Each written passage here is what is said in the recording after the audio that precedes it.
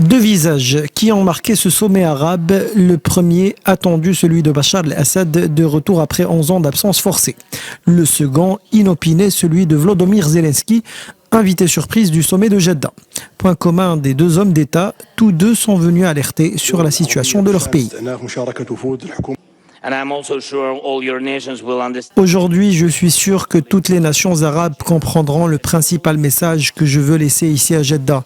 Il s'agit d'un appel noble à vous tous pour aider notre pays et protéger nos citoyens, y compris la communauté ukrainienne musulmane. Dans sa prise de parole, le président ukrainien n'a pas manqué d'accuser, sans les nommer, certains pays arabes qui ont préféré tourner le dos au conflit russo-ukrainien. La venue de Volodymyr Zelensky dans cette ligue exclusivement arabe a presque éclipsé celle de son homologue syrien, qui le regrette à demi-mot. Nous vivons dans un monde multipolaire à cause de la dominance occidentale. Ce monde manque de principes, de manières, d'amis et de modèles.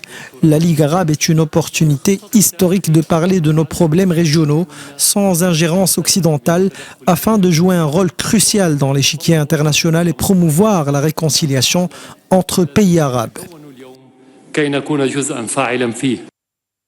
Après cette visite, Zelensky est attendu au Japon pour le sommet du G7 en vue de s'assurer du soutien des alliés avant sa contre-offensive.